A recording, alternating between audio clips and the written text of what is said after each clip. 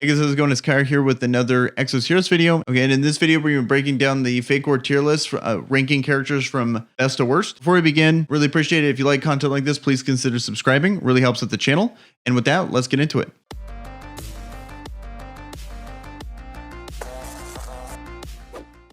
Here's the Fatecores tier list I made. We got God tier, Demi, Solid, and Mediocre tier. I do want to say that literally none of the Fatecores characters are necessarily bad characters, but we do got to rank them. And there is, if you're comparing Fatecores, there's definitely going to be some characters that are significantly better than others. So don't feel too bad, even if you got characters in the mediocre or solid section. They're still good characters. They're still very good. Except, I mean, these characters in this tier are going to be significantly better, if not some of the best characters in the entire game. So there's obviously going to be a disparity there.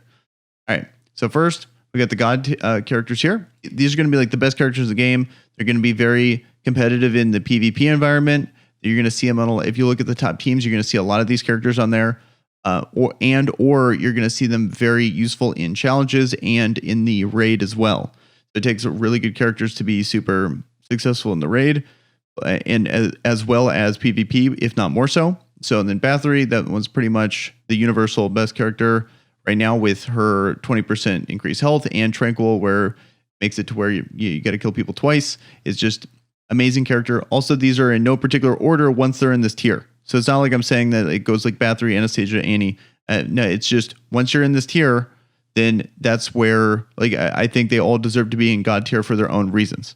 You know, so Bathory for sure deserves to be there for those reasons. Just 20% health increase to all allies is just amazing. And well as also Tranquil is just you can not only does Tranquil have synergies with other characters that unlock their potential, but then also is really just an effective passive of being able to prevent death. And next we got Anastasia. The Fatecores for her really bumped her up. It synergizes really well with her kit. The thing about healers in this game is their base stats are incredibly high health and then also decent amount of defense. But then her kit too. Her kid being able to heal it, her kid just really synergizes well with the dragon passive. Also has really high base health due to being a healer. Just ended up working out really well for her. And then also was already one of the best characters. If you took all the dragon characters before they got their passive, she was probably tied, if not just a little bit worse than Baraka.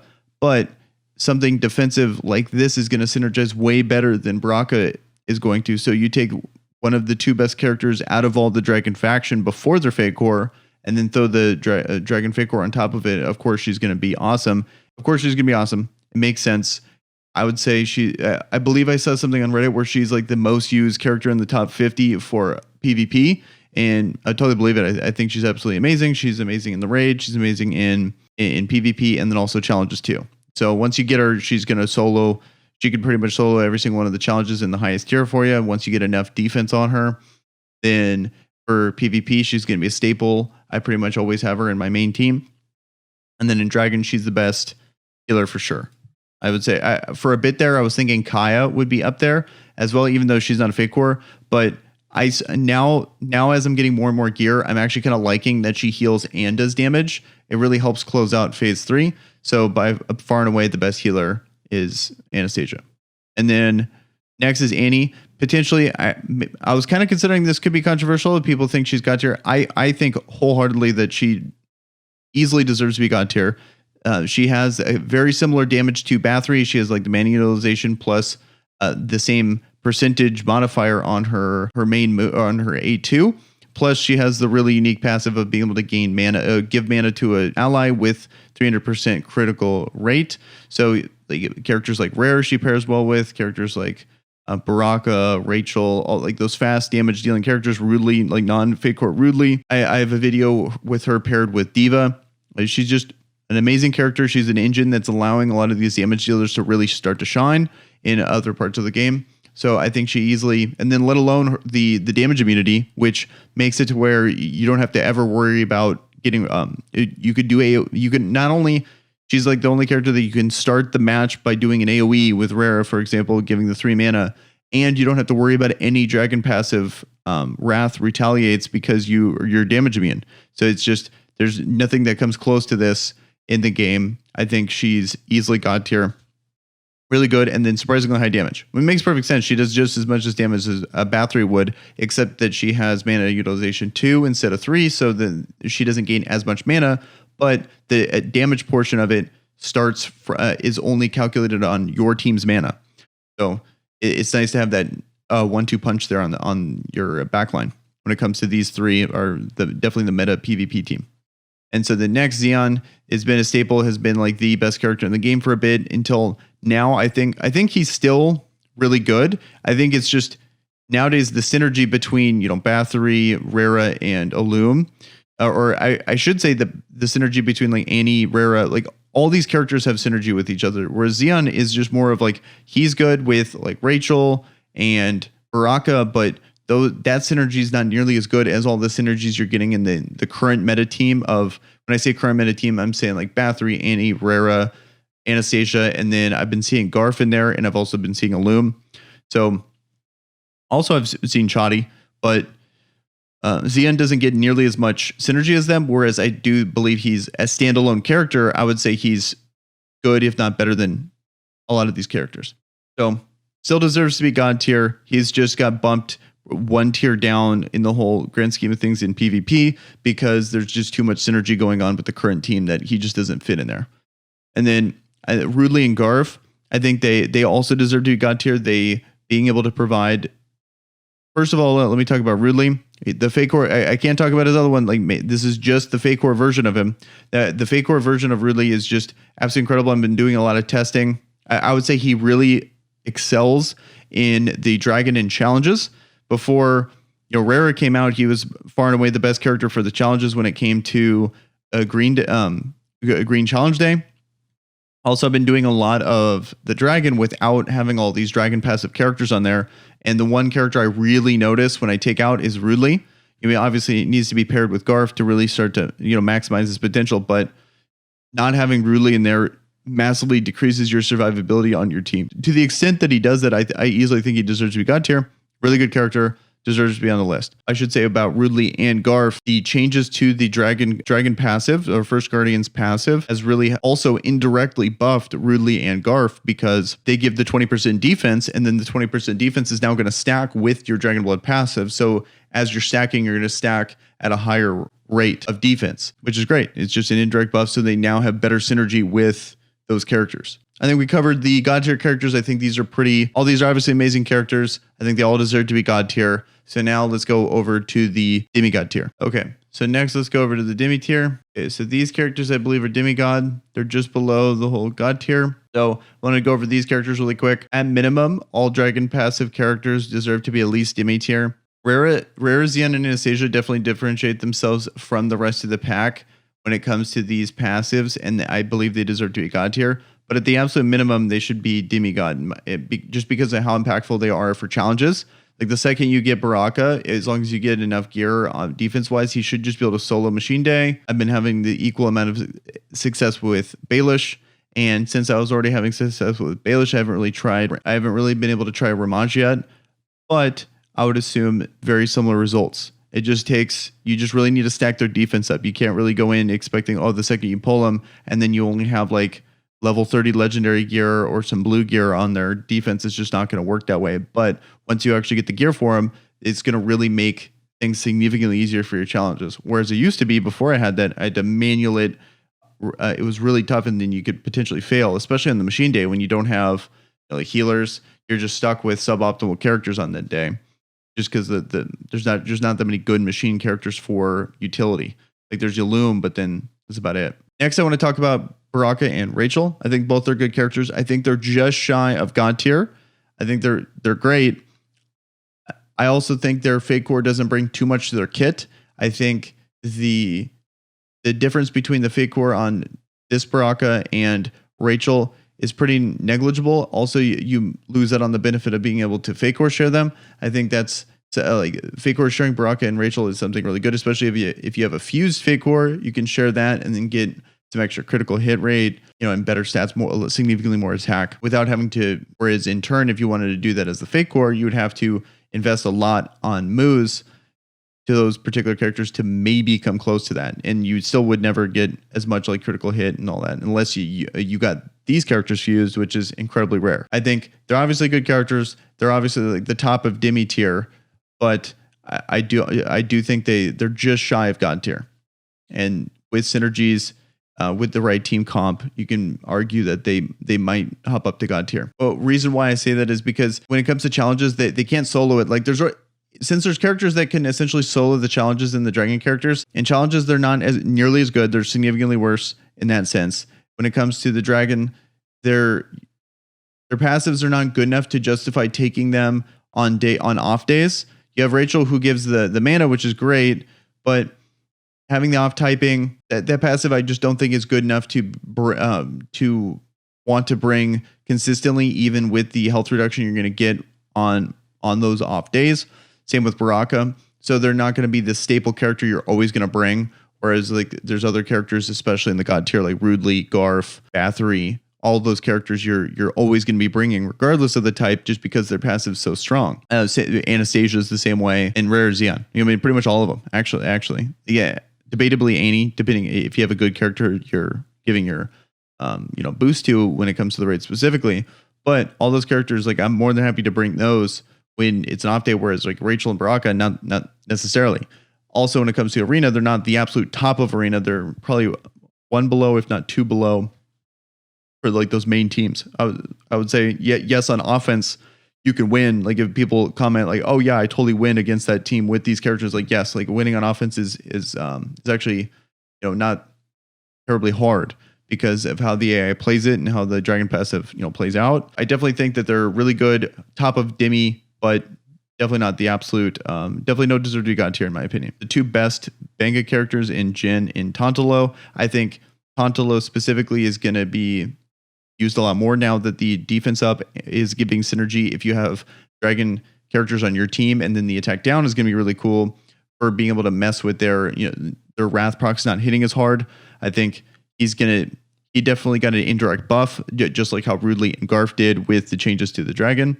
I think Jhin is just a good character with Heartstrike on there, and then having both of these characters having Heartstrike, the minus 1,000 defense on Heartstrike 2, I believe, is going to be really beneficial in being able to try to chip away at the dragon passives, and then having that buff to where it actually affects them is going to be a really big deal.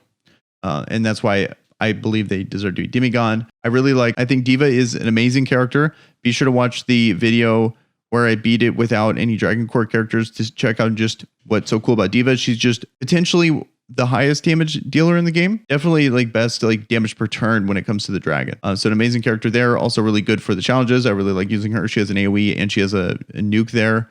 So very solid, very fast character. Magi, borderline on the level of like a Ramaj and Baelish, has the passive of Head Dragonite and Dragonite Blessing. I really like that combo in one character.